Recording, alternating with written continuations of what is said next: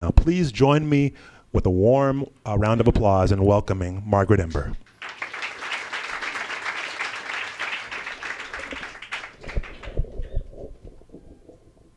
Sixth grade, first day of school. I'm doing what I do every year, the first day of school. This is the script. Me, could we move my seat to the first row? I don't see the board very well. Homeroom teacher. Sure, but shouldn't you get glasses? Me. Mom thinks I'm a Molly Me Too, and I only want glasses because my brother has them, but honestly, I can't see the board. Now, the next line should be, sure, honey, but this year I have Alice Witt, who says, well, look, either your mother's right, and it won't matter if you sit in the last row, or she's wrong, in which case, once you have glasses, it won't matter if you sit in the last row. So she moved my seat to the last row. She was a bitch on wheels, was Miss Witt. And let me tell you, I am not the only one who thought that. Years later, high school, I'm working at the A&P as a bagger. I walk into the break room one night, and I see a gal who looks really familiar. And her name tag says Jerry Witt. I say, by any chance, could you be and she puts her hand out to stop me. She hangs her head, and she says, I know, she's my sister. I hate her too. All right, so I finally persuade Mom. She has to take me to Dr. Nash to get my eyes checked. And at the end of the exam, as he turns on the light, he looks at her and says, this is child abuse, 2,700. And my mother, of course, bursts immediately into tears, and I run to her and I throw my arm around her and I glare at him and say, leave her alone. Because it wasn't child abuse, it wasn't neglect, it was abject terror. I had a sister who died when I was a toddler of a rare, slow, and painful disease.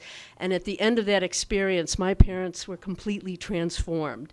And my brother and sister and I we knew before we knew how to ride bikes, that if we had a bruise or a fever or a cold or a quarrel with anyone, and told my folks their imagination would take them to the land of death, a place they had already journeyed once, and from which they would not survive a second journey. So from my folks' point of view, we had a remarkably charmed life. We never told them anything, and this worked fine until that bitch, Miss Witt, in sixth grade. Bell rings, homeroom. She walks in and says, Peggy Ember, you stand up. 40 eyes turn to look at me, now with spectacles in the back row. I stand up and she says, you may think you're smart, but you're stupid. And that began my educational day. Any mistake I made at the board, she was gleefully like a hawk on it. Any in-class assignment that I made a mistake on required me to take 2 remedial assignments home for my mother to sign. Now, nevertheless, I hung in there with my mother thinking me stupid and Miss Witt telling me stupid all the way up until about this time of year, right before parent-teacher conferences. My mom, for some reason that was unusual, didn't normally happen, had to come home at lunch and found me crying in my bedroom. She found me there because that's what I did every day at lunch. And when I saw her in the door, I kind of gave it up. And I said, Mom, please don't make me go back there. And then something very odd happened.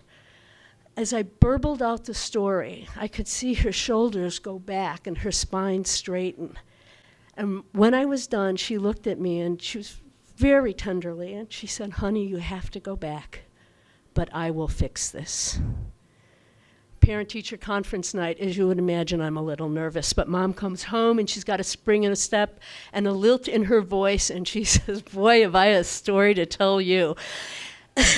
This Miss Witt of yours begins in this treacly, hypocritical voice, well, Mrs. Ember, what are we going to do about Peggy? And I cross the room and I throw the door open and I say in a voice you can hear in Milwaukee, everybody in the parish is going to be talking about this conversation tomorrow. I'd like them to have the benefit of an accurate record. And then she proceeds to rip her apart, point by point, for every failure she had as a person and a pedagogue. And she concluded, pointing her finger at her like it was a pistol, and if you ever send my child home with so much as a single tear in her eye, I will hunt you down, I will find you, and I will kill you. Mom was right. Everybody was talking about that conversation the next day and throughout the year. And I have to tell you, to this day, I hate Miss Witt. I hope she's rotting in hell. Actually, what I hope is that she's still alive and suffering before she rots in hell. But I'll tell you this, and I tell it to her if she were standing here, I owe her big time. Because for at least one night in my mother's life, she was able to be fearless on behalf of this child.